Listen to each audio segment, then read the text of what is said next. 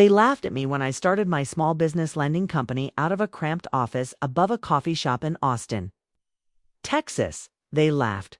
My former boss, my ex-colleagues, the people who told me I'd never make it. They called me naive, foolish, too nice for business. He said I'd be bankrupt within a year. But 10 years later, when their company was drowning in debt and desperately needed a lifeline, guess whose desk their loan application landed on? Mine. And the moment I saw their names on that paperwork, I smiled. Because karma doesn't forget. And neither do I. My name is Marcus Hayes. I'm 41 years old. I live in Austin, Texas. My wife Sarah and our daughter Emma. And this is the story of how the people who mocked my dreams ended up begging me for help. And what I did when they did. But before I tell you about the loan application, before I tell you about the meeting where they sat across from me with desperation in their eyes, before I tell you about the choice I had to make, I need to take you back to the beginning, way back, because this story doesn't start with me getting fired. It starts long before that. It starts with why I chose this career in the first place. I grew up in a small town called Marble Falls, about an hour northwest of Austin. Population 3,000. The kind of place where everyone knows everyone. Where Friday night football games are the biggest event of the week. Where the local diner has been serving the same menu for 40 years. My dad owned a small hardware store on Main Street, Hayes Hardware. He'd bought it from the previous owner when I was 5 years old, using every penny of savings he and my mom had, plus a loan from the local credit union. That store was my dad's whole world. He'd wake up at 5 in the morning, open at 6, and wouldn't close until 7 at night. 6 days a week. Sometimes 7 during busy seasons. I spent my childhood in that store, sweeping floors, stocking shelves, learning the difference between a Phillips head and a flathead screwdriver before. I could ride a bike. Dad taught me that a business isn't just about making money. It's about serving your community, about being there when people need you, about treating customers like neighbors, because in a small town, they are your neighbors. Marcus, he'd say anyone can sell a hammer. But if you take the time to ask what they're building, to help them figure out what they really need, to make sure they leave here with the right tools and the knowledge to use them, that's when you've done your job right. I watched my dad help countless people over the years. He'd give discounts to elderly folks on fixed incomes. He'd donate supplies to the high school shop class. He'd stay open late if someone had an emergency repair, and people loved him for it. The store wasn't the biggest or the cheapest, but it was where people wanted to shop because they knew my dad cared. That's what I wanted to do with my life. I wanted to help people the way my dad did when I was 16. Something happened that changed everything. My dad needed to expand the store. The building next door had come available. And if he could buy it, he could double his inventory space. Maybe add a garden center. He applied for a business loan at the local bank. $25,000. Not a huge amount, but significant for a small-town hardware store. I remember the day he went to meet with the loan officer. He wore his best shirt, the one he usually saved for church. He'd spent days preparing his business plan, gathering financial statements, rehearsing what he'd say. He came home 3 hours later. Didn't say a word. Just went into his workshop and started sanding a piece of wood. That's what my dad did when he was upset. He worked with his hands. My mom finally got it out of him. The loan had been denied. The bank officer had looked at my dad's modest income, his small-town location, his limited growth potential, and decided he wasn't worth the risk. He didn't even look at my business plan, my dad said quietly.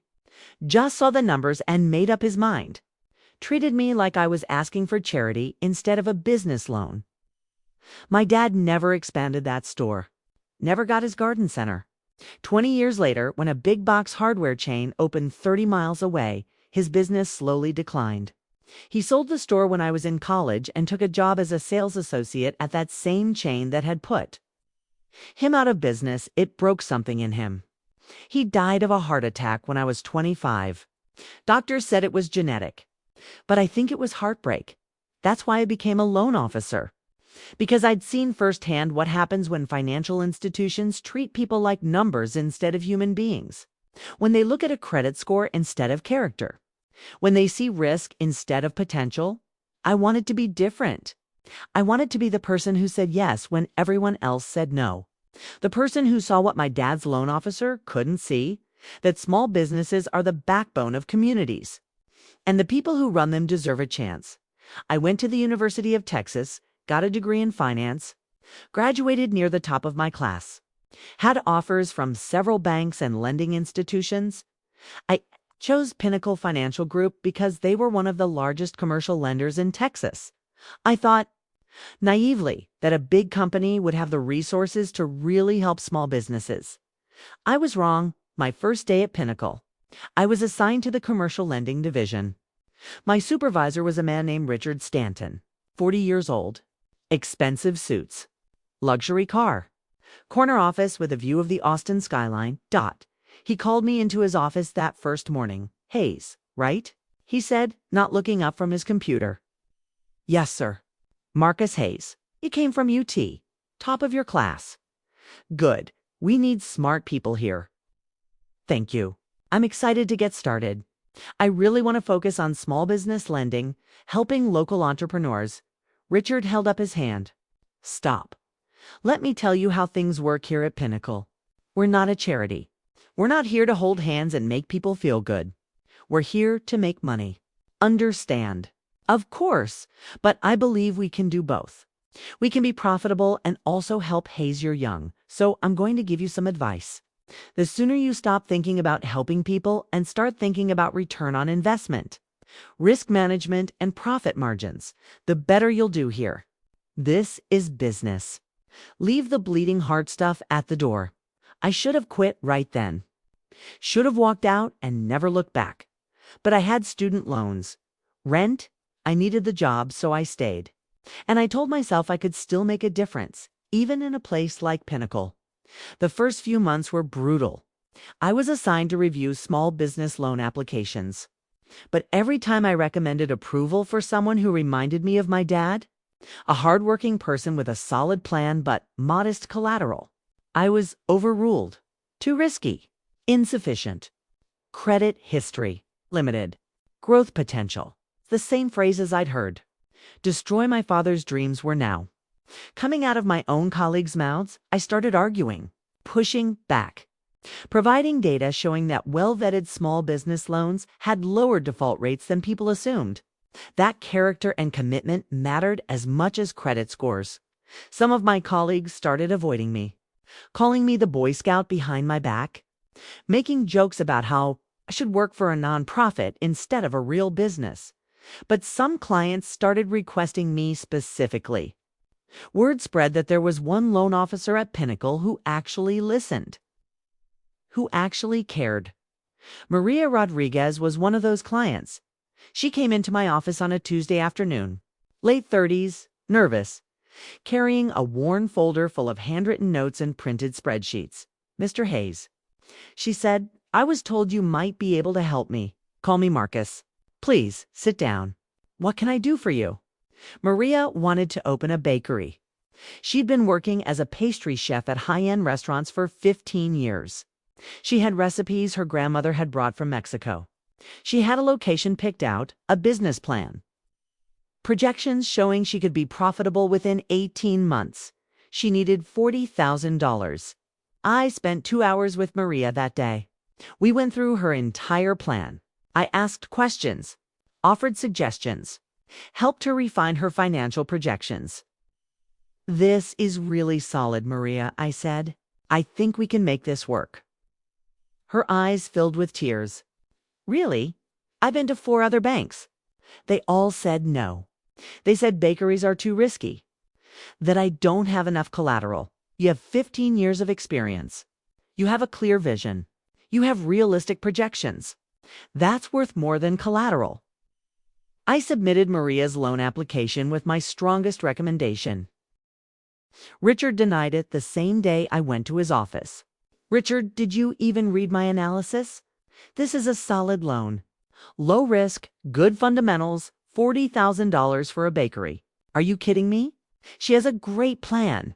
15 years of experience. Strong community ties, Hayes. I don't care if she has 50 years of experience. Bakeries fail. Small food businesses fail. We're not funding someone's hobby. This isn't a hobby. This is her life's work. Then she can find funding somewhere else. Not from us. And Hayes, stop wasting time on these small dollar deals. You want to make a name for yourself here? Focus on the big clients. Commercial developers, franchise groups, multi-million-dollar loans. That's where the real money is. Went back to my desk. Called Maria, had to tell her the loan was denied. She cried on the phone, thanked me for trying, said she'd keep looking. I felt like I'd failed her, failed my dad, failed myself. That night I told Sarah what had happened. Maybe Richard's right, I said. Maybe I'm too idealistic for this industry. Sarah, who'd been a teacher for 8 years and understood what it meant to be undervalued, shook her head. Richard's not right. He's just a man who's forgotten why financial institutions exist in the first place. To serve communities, to enable dreams. You haven't forgotten that. Don't let him make you forget. But what can I do? I'm just one loan officer. I can't change the whole system. Maybe not. But you can change one person's life at a time. And if Pinnacle won't let you do that, maybe you need to find somewhere that will. She was right. But I didn't know where that place was, so I kept working at Pinnacle. Kept fighting for the small businesses that no one else would fight for. Kept getting overruled. Kept feeling frustrated. And then came Patricia Chen. Patricia was a literature professor at UT who wanted to open an independent bookstore. She had a beautiful vision, a community space with new and used books, coffee bar, author events, reading groups. She needed $80,000. I loved her application. It was thoughtful, detailed, realistic. She understood the challenges facing independent bookstores in the age of Amazon. And she had strategies to address them. I approved the loan. 2 days later, Richard called me into his office. He was furious. You approved the Chen loan. Yes, it's a good loan. Her business plan is excellent. I don't care about her business plan. Bookstores are dying, Hayes. She's going to default within 2 years and will be stuck with nothing. I disagree. Her approach is sound. She's not trying to compete with Amazon. She's creating something they can't offer. Community experience. Hayes, I'm not asking your opinion. I'm telling you to reject that loan. I can't. I already approved it. She's signed the documents. She's given notice at her job. She signed a lease on a retail space. Richard stood up. His face was red. Then you call her back and tell her there was an error. Tell her the loan committee overruled you. I don't care. Kill the deal. No. What did you say? I said no. I'm not going to destroy this woman's dream because you're obsessed with profit margins. This loan meets all of Pinnacle's stated criteria. You're rejecting it based on personal bias, not sound business judgment. And if you force me to reverse it, I'll report you to compliance for discriminatory lending practices. The room went silent. Richard stared at me for a long moment. Then he smiled. Not a friendly smile, a predatory smile. You're fired. Can't fire me for approving a loan that meets company guidelines. Not firing you for that. I'm firing you for insubordination, for creating a hostile work environment, for threatening your supervisor. Security will escort you out. Pack your desk. You have 20 minutes. I stood there, too shocked to move. Get out of my office, Hayes. I walked back to my desk. My hands were shaking. 20 minutes later, security arrived. My colleagues watched as I was walked out of the building like a criminal. 7 years of work. 7 years of loyalty. Gone. I sat in my car in the parking lot. Couldn't drive. Couldn't think. My phone buzzed. Text messages from former colleagues. What happened? Are you okay? Marcus Richards telling everyone you've violated company policy and threatened him. That last one made me sick. Richard was lying, spreading lies to cover his own actions. I drove home, told Sarah. She held me while I fell apart. What am I going to do? I said, I'm blacklisted. No one in this industry will hire me. We have a mortgage. Emma's in daycare. How are we going to survive? We'll figure it out, Sarah said. We always do. But I couldn't see how. The next few weeks were the darkest of my life. I applied for jobs everywhere. Banks, credit unions, other lending institutions, nothing. Word had spread. Richard had made sure of it. Marcus Hayes is a problem employee. Doesn't follow directives. Threatens supervisors. I was unemployable. Our savings dwindled. We cut every expense we could. Canceled subscriptions. Stopped eating out. Bought generic brands at the grocery store. I started having panic attacks. Waking up at 3 a.m, heart racing, thinking about how I'd failed my family. Sarah kept reassuring me. This isn't failure. This is a setback. You're going to get through this. But I didn't believe her. One night, about 6 weeks after I'd been fired, I was in our garage, going through boxes of old work files I'd brought home over the years. Client thank you notes, success stories, letters from small business owners whose loans I'd approved, telling me how I'd changed their lives. I sat there on the concrete floor, surrounded by these reminders of the work I'd done, the people I'd helped, and something shifted in me. I'd spent 7 years working for someone else, following someone else's rules, fighting someone else's battles. What if I stopped doing that? What if I started my own company? A lending company that operated the way I believed it should, that focused on small businesses, that treated people with dignity and respect, that said yes when others said no. It was a crazy idea. I had no capital, no investors, no business plan, but I had something more important. I had a vision, and I had nothing left to lose. I went back inside, found Sarah in the living room, grading papers. I want to start my own lending company, I said. She looked up. Okay, that's it. You're not going to tell me I'm crazy. You are crazy, but you're also the most determined person I know. If you say you're going to do this, you'll find a way. We'd be risking everything. Our savings, our security. If it fails, we'll deal with it. But Marcus, I watched you die a little bit every day at Pinnacle. You'd come home exhausted and defeated, and it broke my heart. I'd rather take a financial risk than watch you lose yourself. I sat down next to her. I don't even know where to start. You do. You start with what you know, who you know, what you believe in. That night, we made a plan, a real plan. I would use the severance pay from Pinnacle, about $15,000 plus another $5,000 from our savings, $20,000 total. That would cover business registration and legal fees, small office rental for 6 months, basic equipment, a laptop, a printer, a desk, a filing cabinet, initial marketing, business cards, a simple website. Sarah would keep working. Her teaching salary would cover our household expenses, barely, but enough I'd work alone at first. No employees. No overhead beyond rent and basic supplies. I'd focus exclusively on small business loans, $20,000 to $200,000 range. The deals that big banks ignored. I'd charge fair interest rates, not predatory, not exploitative, just enough to keep the business sustainable. And, I'd use the same underwriting approach I'd always believed in. Look at the whole person, not just the credit score. Understand the business. Assess character and commitment. It was risky, maybe impossible, but it was honest. And it was mine. I registered the business in early December. Cornerstone Capital, LLC. The name came from a Bible verse my dad used to quote. The stone the builders rejected has become the cornerstone. That's what I wanted to be for small businesses. The person who saw value where others saw nothing. I found a tiny office space above a coffee shop on East 6th Street. 200 square feet. One window. Barely enough room for a desk and a chair. Rent was $800 a month.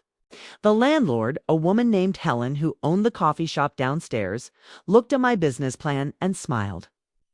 You're either very brave or very stupid, she said. Probably both. I like you. You can have the space. But Marcus, Don't fail. I'm rooting for you. I'll do my best. I moved in on January 2nd. New year, new beginning. The office was freezing. The heat barely worked. I could hear everything happening in the coffee shop below. The espresso machine, the conversations, the clinking of cups. But it was mine. I set up my desk, my computer, my printer. I hung my business license on the wall, and then I sat there staring at my phone, trying to figure out what to do next. I started by calling my old clients, the people I'd helped at Pinnacle, the ones who trusted me. Hi, this is Marcus Hayes. You might remember me from Pinnacle Financial.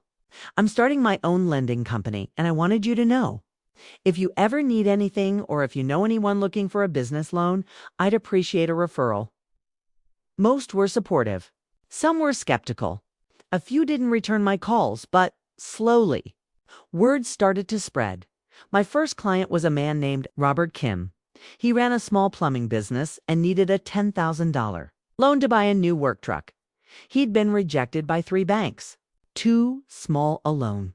Not worth their time. Marcus, man, I heard you got fired from Pinnacle for actually trying to help people, Robert said when he came to my office. That true? Something like that? Good. Those guys are assholes. You think you can help me? I reviewed his application. Robert had been in business for 5 years. Good reputation. Steady income. The loan was low risk. I can do $10,000 at 7% interest. 3-year term. Sound fair? More than fair. When can we close? End of the week. We shook hands. I funded the loan using my own capital. It was terrifying. If Robert defaulted, I'd lose $10,000 I couldn't afford to lose. But he didn't default. He made every payment on time for 3 years. And he told everyone he knew about me. My second client was a woman named Lisa Tran. She wanted to expand her nail salon. Needed $25,000 for new equipment and renovations. Third client, a food truck owner needing $30,000. Fourth, a landscaping business needing $18,000.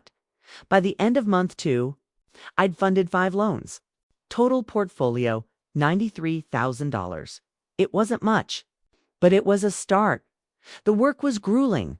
I was handling everything myself. Marketing, underwriting, closing, collections, accounting, legal compliance. I worked 14 16-hour days. Sarah would bring Emma to the office after daycare. I'd work while my daughter played on the floor with her toys. There were nights I'd fall asleep at my desk. Mornings I'd wake up with my face on a stack of loan applications. We were barely surviving financially, living paycheck to paycheck. Sarah's salary covered rent and groceries, but barely. We had no emergency fund, no cushion. If one borrower defaulted, if one major expense hit, we'd be ruined. But something was happening. Something I hadn't expected. My clients were succeeding. Robert's plumbing business grew. He hired 2 employees. Lisa's nail salon became the most popular in her neighborhood. The food truck owner opened a second truck, and they told their friends, their family members.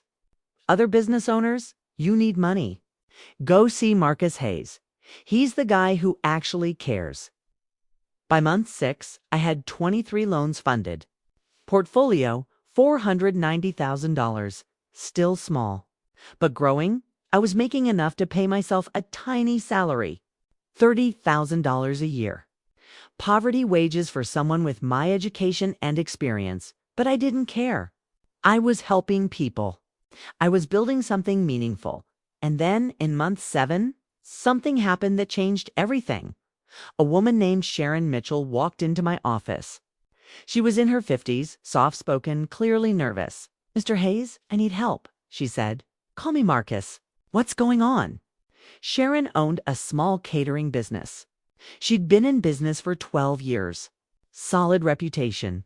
But she'd hit a rough patch.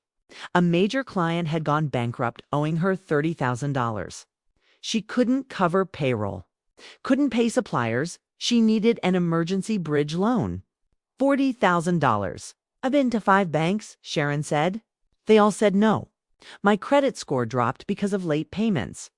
They say I'm too risky. I've reviewed her financial history. She was right. Her credit score was low. By traditional standards, she was high risk. But I looked deeper. 12 years in business. Hundreds of satisfied clients. Strong work ethic. She hadn't failed because of poor management. She'd been screwed by someone else's bankruptcy. Sharon, I'm going to approve this loan, but I need you to do something for me. Anything. I need you to take a hard look at your client contracts. You need protections in place so this doesn't happen again. Deposits, progress payments, clear terms. I will. I promise. And I need you to work with a business consultant I know. Pro bono. He'll help you tighten up your operations. Sharon nodded, tears streaming down her face. Thank you. You're saving my business. My livelihood. I funded the loan. $40,000. The largest I'd done yet. It terrified me. If Sharon defaulted, I'd lose a huge chunk of my capital. But she didn't default. 6 months later. She'd stabilized her business, started getting new clients. Within 18 months, she'd paid off the entire loan, and she sent me a gift, a beautiful wooden plaque that said, "To Marcus Hayes, the man who saw potential when everyone else saw risk. With eternal gratitude, Sharon Mitchell." I hung that plaque on my office wall. It's still there today. By the end of year 1, I had 41 loans funded. Portfolio, $1.2 million. I was operating at break even, not making much money, but not losing money either. More importantly, my default rate was unbelievable. Out of 41 loans, only one had gone into default, and that client eventually restructured and paid off the balance. 98% success rate, compared to the industry average of around 85%. I wasn't just making loans. I was investing in people. And people, when treated with respect and given a real chance, proved themselves worthy. Year 2, I hired my first employee. Her name was Angela Martinez. She was 24, fresh out of business school, idealistic, and looking for work that mattered. "Why do you want to work here?" I asked during her interview. "You could make 3 times as much at a big bank." "Because I don't want to work at a big bank," she said. "I want to work somewhere that actually helps people. Somewhere I can be proud of what I do. The pay is terrible."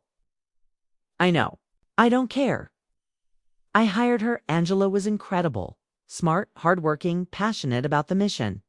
She handled loan processing and client relations, freeing me up to focus on underwriting and business development.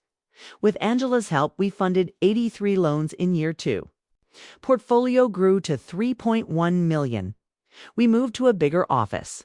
Still above Helen's coffee shop, but now we had 300 square feet instead of 200. Enough space for 2 desks. Helen threw us a little party. Coffee and pastries for our clients. "I knew you'd make it," she said. I had faith. Year 3, we expanded to San Antonio. Opened a small satellite office. Hired 2 more employees. Year 4. We added Dallas. Year 5, Houston. At each new market was a risk. New expenses. New challenges. But we were disciplined. We only grew when we could afford it. We never took on debt. We reinvested profits back into the business, and we never compromised our values. Every loan was evaluated the same way. Does this person have a real plan? Do they have the skills and commitment to succeed? Can we structure the deal to minimize risk while still giving them a fair chance? If the answer was yes, we said yes. Year 6. Something remarkable happened. A reporter from the Austin Business Journal called. She wanted to do a story about Cornerstone Capital. "I've been hearing about you for months," she said. "Everyone in the small business community knows your name. Marcus Hayes is the guy who actually helps people. I want to know how you're doing it." The article came out a month later. Front page of the business section. The headline: "The Loan Officer Who Cares How One Man Is." Revolutionizing Small Business Lending. It was a glowing profile. Talked about my background, my philosophy, our success rates, Client testimonials. Maria Rodriguez, the bakery owner I'd tried to help at Pinnacle, was quoted. Marcus Hayes changed my life. He believed in me when no one else would. Now I have. Year 8, we opened our 10th office. Portfolio hit $50 million. 28 employees. Our default rate, still under 3%. Unheard of in the industry. We'd helped over 800 businesses, created thousands of jobs, supported families, strengthened communities, and I was finally making a decent living. Not rich, but comfortable. Enough to provide for my family, save for Emma's college, take an occasional vacation. More importantly, I was happy. Genuinely happy. Doing work that mattered. Year 9 was when everything came full circle. I was in my office, now a real office, in a real building, when Angela knocked on my door. Marcus, you need to see this, she said. Her voice was strange, almost shaking. What's wrong? She handed me a file. I looked at the name on the application. Pinnacle Financial Group. I stared at it for a long moment, not quite believing what I was seeing. Is this real? I said, it's real. They submitted it 3 days ago. I didn't know if I should show you or just handle it quietly. No, I need to see this. I opened the file and started reading. Pinnacle Financial Group was in serious trouble, according to their financial statements. They'd been hemorrhaging money for the past 3 years. Their strategy of chasing big deals while ignoring risk management had backfired catastrophically. They'd approved a series of massive loans to commercial real estate developers during the boom years. When the market cooled, several of those developers defaulted. Pinnacle was left holding tens of millions in bad debt. Their stock price had crashed. They'd laid off over a third of their workforce. They'd closed 11 regional offices now. They were desperate. They needed a $50 million credit line just to stay afloat. They'd applied to every major bank in Texas. All had rejected them. We were their last option. I sat there, holding that file, feeling a strange mixture of emotions. Vindication, anger, satisfaction, and something else. Something I hadn't expected. Sadness. Because even though Pinnacle had treated me terribly, even though Richard Stanton had destroyed my career and spread lies about me, I didn't want to see the company fail. Not because I cared about Richard, but because there were still good people working there. People who hadn't done anything wrong. People with families, mortgages, kids. If Pinnacle went under, hundreds of people would lose their jobs. What are you going to do? Angela asked. Good question. I looked at the application again, studied the numbers, the debt load, the declining revenue, the management issues by every objective measure. This was a terrible risk, but I'd built my entire business on the belief that numbers don't tell the whole story, that there's value in giving people a second chance. Did I really believe that? Or did I only believe it when it was convenient? Set up a meeting, I said. I want to review this in person. With who? I looked at the contact name on the application. Richard Stanton, Chief Operating Officer. He'd been demoted from CEO 2 years ago, according to the filing. With Richard, I said. Tell him I want to meet. Tomorrow, if possible. Angela looked surprised. Are you sure?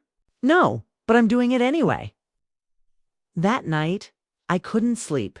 I lay in bed staring at the ceiling, thinking about that day 9 years ago when Richard had fired me, thinking about how powerless I'd felt, how humiliated, and now the roles were reversed. Richard was the one who needed help. I was the one with the power to say yes or no. Part of me wanted to reject the application immediately, send it back with a note, application denied, insufficient commitment to ethical business practices.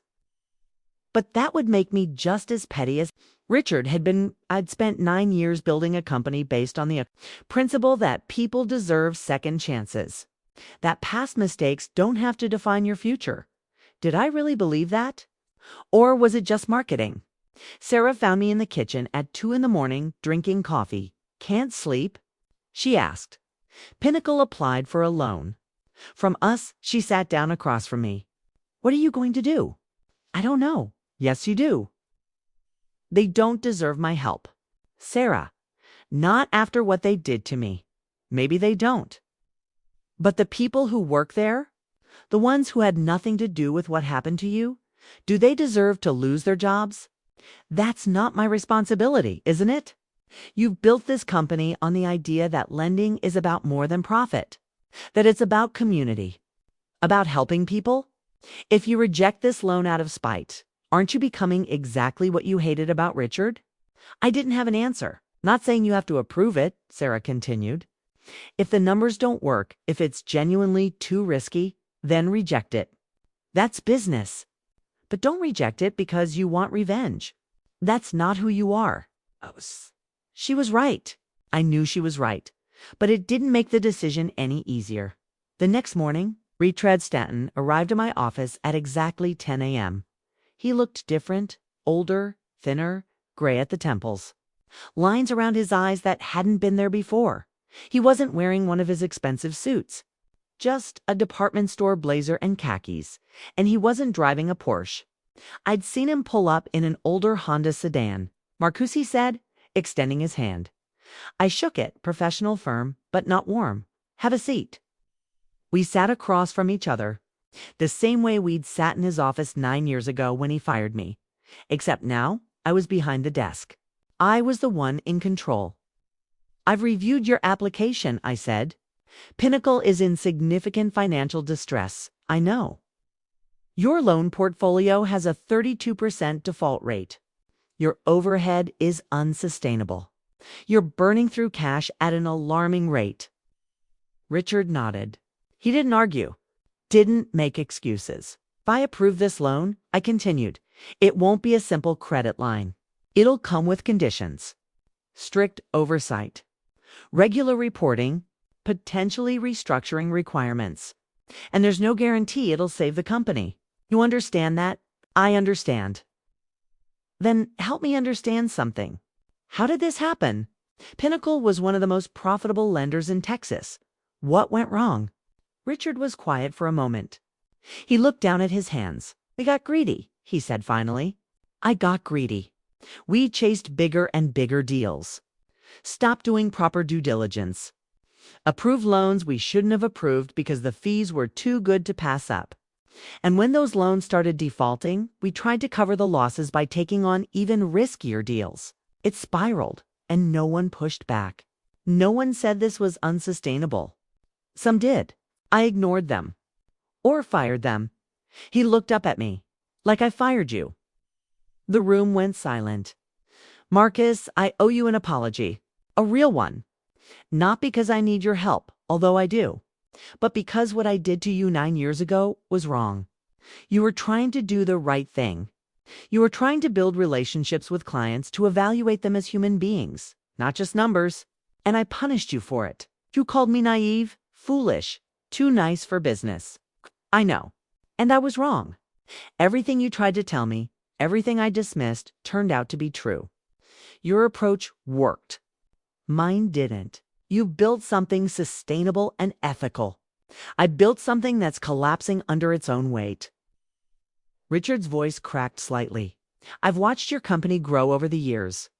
Read the articles. Heard the stories from clients.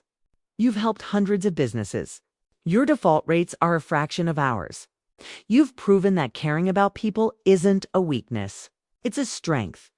And I was too arrogant to see it. I didn't say anything. Part of me wanted to savor this moment, to let him sit in his regret, but another part of me just felt tired. Why are you telling me this? I asked.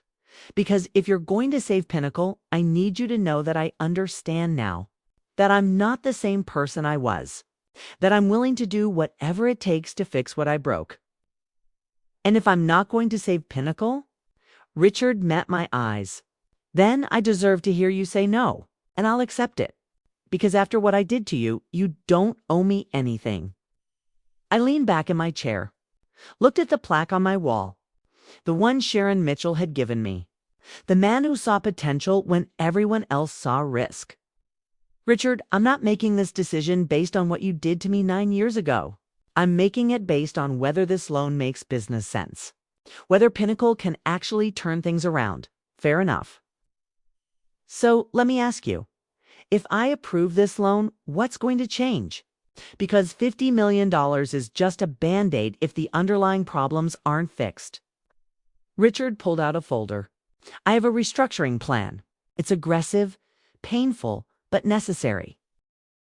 He walked me through it, cut executive compensation by 50% across the board, close 6 underperforming branches, reduce workforce by another 15%, renegotiate vendor contracts, refocus on sustainable relationship-based lending, bring in an outside consultant to overhaul risk management.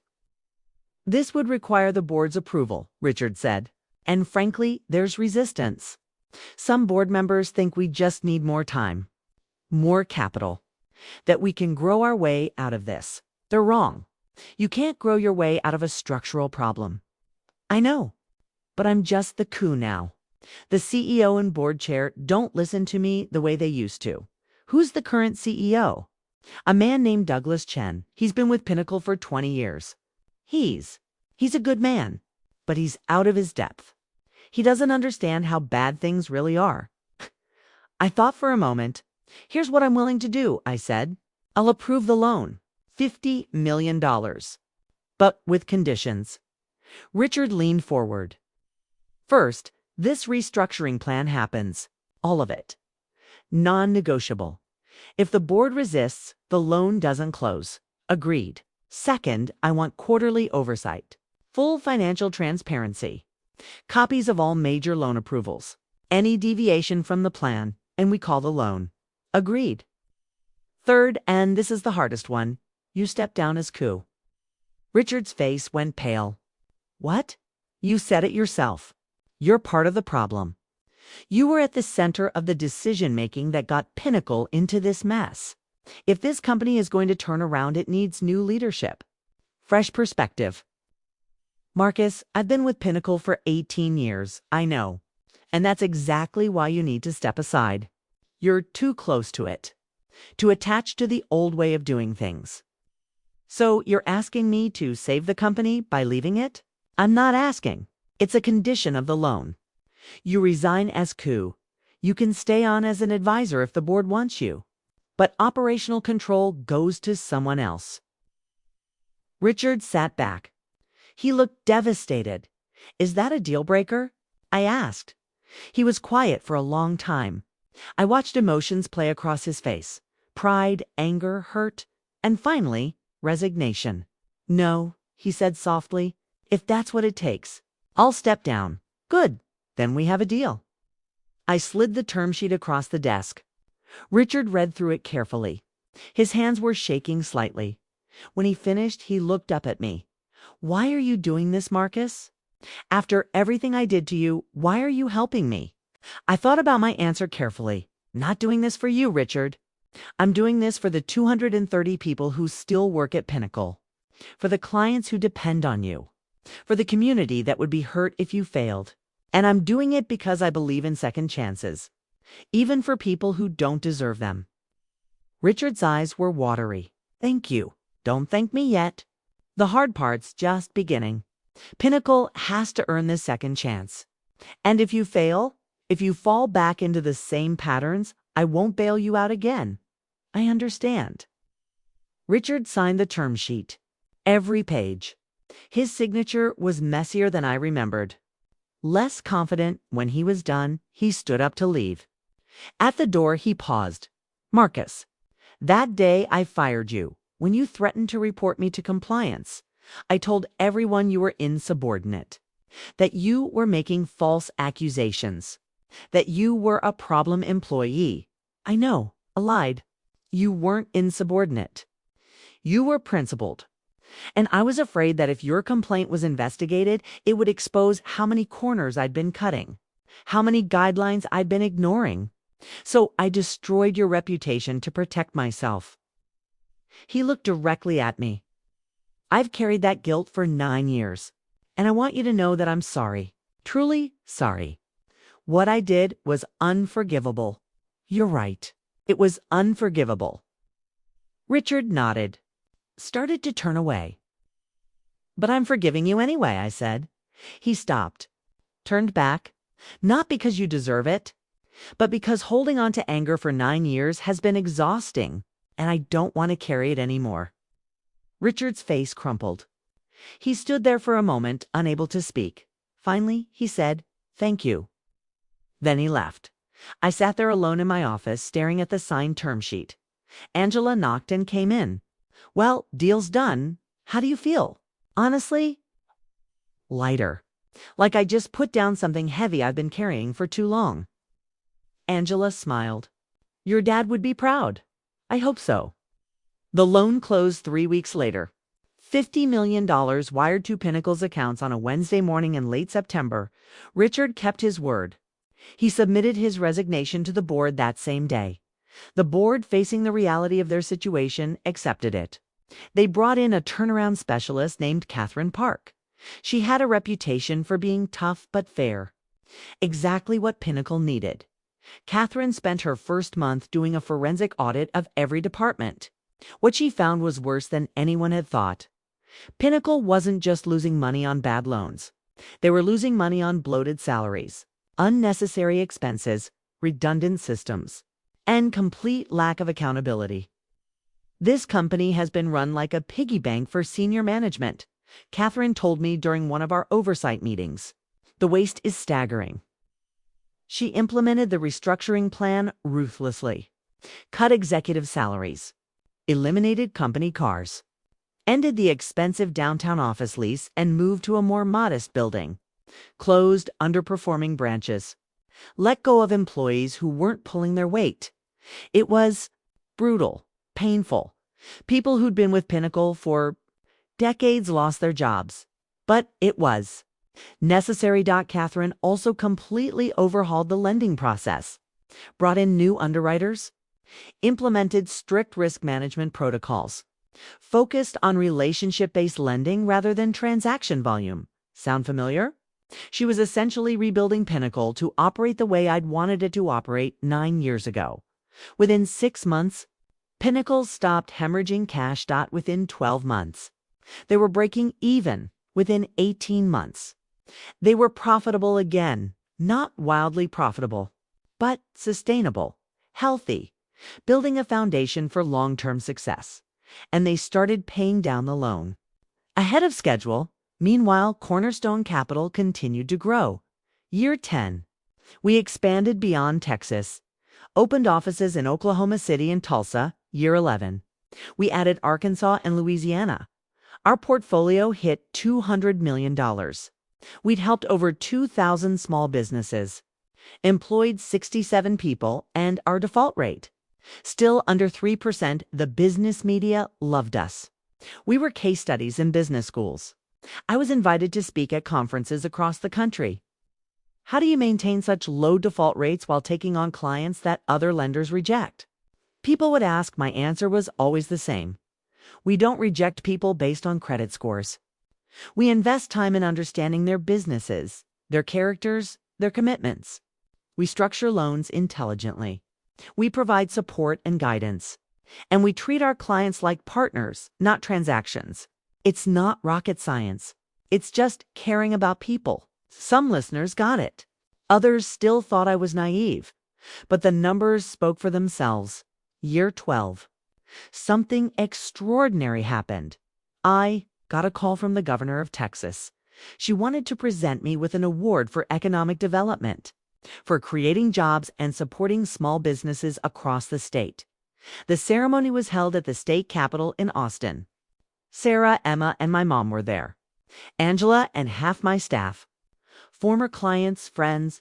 The governor gave a speech about the importance of ethical business practices, about leaders who prove that profit and principle aren't mutually exclusive. Then she called me to the stage as I walked up. I looked out at the audience, and I saw someone I hadn't expected to see. Richard Stanton. He was sitting in the back, wearing a simple suit, applauding along with everyone else. We made eye contact. He nodded. I nodded back. After the ceremony, Richard approached me. "Congratulations, Marcus. You've earned this." "Thank you." I didn't expect to see you here. I wanted to come to see you get the recognition you deserve. The recognition I should have given you years ago. How are you doing? Good, actually. I'm consulting now, helping struggling companies restructure, doing the work I should have been doing all along. It's humbling, but satisfying. I'm glad to hear it. And Marcus, Pinnacle paid off the loan last month. Full balance. Plus interest. I know. Catherine sent me a very nice note. She's turned that company around completely. It's unrecognizable from what it was, in a good way. We stood there for a moment, two men who'd once been adversaries. Now just two men who'd learned hard lessons about business and life. I should let you get back to your family, Richard said. But I wanted to say one more thing. What's that? You were right. About all of it. And I'm grateful that you gave Pinnacle a second chance. We didn't deserve it, but you gave it anyway. That's the mark of a truly good person. We all need second chances sometimes. Richard, some of us more than others. He shook my hand, then disappeared into the crowd. I rejoined Sarah and Emma, my daughter. Now 14 was beaming. Dad, that was so cool. You're like famous. I laughed. Not famous. Just a guy who tries to do the right thing. That's what makes you cool. Sarah squeezed my hand. I'm proud of you. Not because of the award, but because you stayed true to yourself through everything. That night, lying in bed, I thought about the journey. From a small-town hardware store to a corporate lending firm, to unemployment, to building my own company from nothing. It hadn't been easy. There were times I wanted to quit. Times I doubted myself. Times I thought I'd made a terrible mistake. But I'd kept going. Because I believed in something bigger than myself. Something my dad had taught me, that business is about serving people, not just making money. And I'd proven it was possible. To build a successful company while still caring about people. To make a profit while still maintaining integrity. To win without compromising your values. That was my legacy. Not the money. Not the awards. Not the recognition that the lives I'd touched. The businesses I'd saved. The belief I'd shown in people who just needed someone to take a chance on them today. Cornerstone Capital has 23 offices across 7 states. We employ 140 people. Our portfolio exceeds $400 million. But those numbers don't tell the real story. The real story is Maria Rodriguez, who started with one small bakery and now has 5 locations across Texas, employing 43 people. It's Robert Kim, who went from one plumbing truck to a fleet of 12 and a commercial maintenance contract business. It's Sharon Mitchell, whose catering company now serves major corporations and employs 30 people. It's Patricia Chen, whose bookstore has become a beloved community institution and a model for independent booksellers across the country. It's the veteran who started a landscaping business and now hires other veterans, giving them a second chance at civilian life. It's the single mom who opened a daycare center and now provides care for 200 families. It's the immigrant family who started a restaurant that's been featured in national food magazines. Those are the numbers that matter. Every loan I approve, I think about my dad, about Hayes Hardware, about what might have been if someone had believed in him the way I believe in my clients. I think about that bank officer who looked at numbers and saw risk, who never bothered to see the human being behind the application. And I make sure, never that person. I still see Richard occasionally. At industry events, business conferences. He always stops to say hello. Always asks how Cornerstone is doing. Always mentions something positive about a recent article or award, and he always ends the conversation. It's the same way. You were right, Marcus. About all of it. I usually just smile, because I don't need his validation anymore. For years, I was angry at him. Felt like I had to prove him wrong. Had to show him that I wasn't naive or foolish or too nice for business. But I've realized something important. His opinion never mattered. What mattered was staying true to my own principles, building something I could be proud of, creating a legacy that reflected my values. And I did that. I built a company with a soul, a company that treats people with dignity, a company that believes in second chances. Richard destroyed my career at Pinnacle, but in doing so, he freed me to build something much better. Sometimes the worst things that happen to us turn out to be blessings in disguise. Last year, on the 10-year anniversary of Cornerstone Capital's founding, we had a celebration. All our employees, hundreds of clients, friends and family. Helen, the woman who'd rented me that tiny office above her coffee shop, was there. She's in her 70s now, but still running that coffee shop. I knew you'd make it, she told me, just like she had 10 years ago. I saw something in you that day. Determination, integrity, heart. You took a chance on me when I had nothing. Best business decision I ever made. Do you know how many clients you've sent to my coffee shop over the years? You've been good for my business. I laughed. Fair trade. Angela gave a speech. She'd been with me since year 2 and was now our chief operating officer. 10 years ago, she said, Marcus took a chance on a recent graduate who had no experience but lots of idealism. He taught me that business doesn't have to be cutthroat, that you can be successful while still being kind, that profit and principle can coexist. And watching him build this company has been the greatest education of my life. Sarah spoke to when Marcus came home 11 years ago and told me he'd been fired. I was scared. We had a toddler, a mortgage, no savings. And he wanted to start a business in an industry that had just rejected him. But I'd watched him wither at Pinnacle, watched him come home exhausted and defeated every day. So when he said he wanted to try something new, something true to his values, I said yes. And I've never regretted it.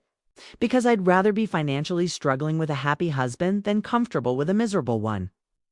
She looked at me with tears in her eyes. Marcus, you've built something extraordinary. Not just a business, a movement. You've shown thousands of people that their dreams matter, that they're worth investing in. And you've shown our daughter what it means to live with integrity. That's your real legacy. I couldn't speak, just hugged her while everyone applauded. At the end of the night, after everyone had left, I stood alone in our office, looked at the photos on the walls, client success stories, ribbon-cutting ceremonies, grand openings.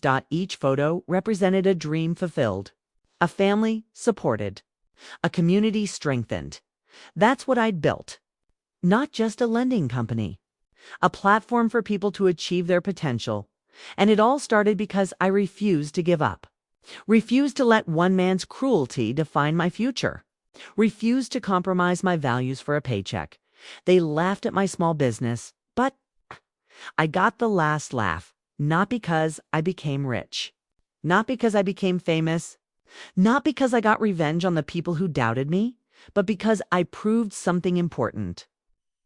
That you can build a successful business without sacrificing your humanity. That caring about people isn't weakness, it's the ultimate competitive advantage. That integrity, in the long run, always wins. Pinnacle Financial Group still exists. Under Catherine Park's leadership, they've become a model of ethical lending. They've adopted many of the practices I pioneered. And they're thriving. Richard is semi-retired now. He consults occasionally. Spends most of his time with his grandchildren. We're not friends, exactly. But we're at peace. As for me, I'm still showing up to work every day. Still reviewing loan applications. Still looking for that spark in someone's eyes that says, I can do this if someone believes in me. 'Cause that's what it's all about. Not the numbers. Not the awards. Not the recognition. It's about the moment when you look someone in the eye and say, I believe in you. Your dream matters. Let's make it happen. It's about giving people the chance my dad never got. It's about building a world where hard work, good character, and commitment matter more than credit scores and collateral. That's the world I'm building. One loan at a time. One business at a time. One dream at a time. And every time someone walks into my office, nervous and hopeful, asking for help, I think about that scared 30-year-old who sat in a parking lot 11 years ago, wondering if his life was over, and I smile because it wasn't over. It was just beginning. They laughed at my small business, but they're not laughing anymore. They're asking how I did it. They're studying my model. They're trying to replicate my success. And you know what? I let them, because this was never about beating the competition. It was about changing the game, making it possible for people like my dad, like Maria, like Robert, like Sharon, like thousands of others, to get the support they deserve. That's winning, not crushing your enemies, not hoarding your secrets, not building walls around your success, but opening doors, showing others the way, proving that there's a better way to do business, a way that honors people, that values character, that believes in potential. That's my mission. That's my purpose. That's why I get up every morning, and I'll keep doing it for as long as I can, because somewhere out there, right now, there's someone sitting in a bank parking lot, holding a rejection letter, wondering if their dream is dead. And I want them to know it's not dead. It's just waiting for someone who believes in it. Someone like me, someone like you. We all have the power to change someone's life. To be the person who says yes when everyone else says no. To see potential where others see risk. You don't need to start a lending company to do it. You just need to care, to pay attention, to treat people with dignity and respect. To remember that behind every application, every resume, every pitch, there's a human being with hopes and fears and dreams. And if you can see that human being, if you can connect with them, if you can invest in their potential, you can change the world. One person at a time. That's what I learned. That's what I'm teaching my daughter. That's what I hope you'll remember. They laughed at my small business. But the last laugh, it belongs to everyone I've helped along the way. Every business owner who's thriving. Every employee who has a job. Every family that's been supported. Every community that's been strengthened. They're the ones laughing now. With joy, with pride, with the satisfaction of knowing their hard work paid off because someone believed in them, and that someone was me. But it could be you too. All you have to do is care. All you have to do is try. All you have to do is see people the way my dad saw people, as valuable, worthy, as deserving of a chance. Do that, and you'll never lose. Even if you fail financially, even if your business doesn't succeed, even if things don't go according to plan, you'll win where it counts, in the lives you touch, in the hope you inspire, in the belief you show in others. That's the ultimate success. That's the ultimate revenge. Not against the people who doubted you, but against a system that treats people like numbers, against a world that values profit over people, against the cynics who say it can't be done. You prove them wrong by doing it, by succeeding, by thriving while still staying true to your values. That's what I did, and that's what you can do too. So if you're out there, struggling to start a business, facing rejection, hearing people tell you it won't work, that you're not good enough, that you should give up, don't listen. Listen to the voice inside you that says, I can do this. Because you can. I did, from a 200 square foot office above a coffee shop to a $400 million company. From unemployment to industry recognition. From being laughed at to being studied in business schools. If I can do it, you can do it. Just remember, success isn't about proving others wrong. It's about proving yourself right. And the best revenge isn't destroying the people who doubted you. It's building a life so meaningful they become irrelevant. That's what I did, and I've never been happier. My name is Marcus Hayes. I'm the founder and CEO of Cornerstone Capital, and this is how the people who laughed at my small business ended up applying for a loan from mine. Not because I wanted revenge, but because I built something too good to ignore. Something too successful to dismiss, something too important to fail. And that's the greatest victory of all. Thank you for listening to my story. I hope it inspires I hope it encourages you. I hope it reminds you that your dreams matter. Because they do. Never. Forget that, never give up, and never ever let anyone convince you that caring about people is a weakness. It's the greatest strength you'll ever have. Now go build something amazing.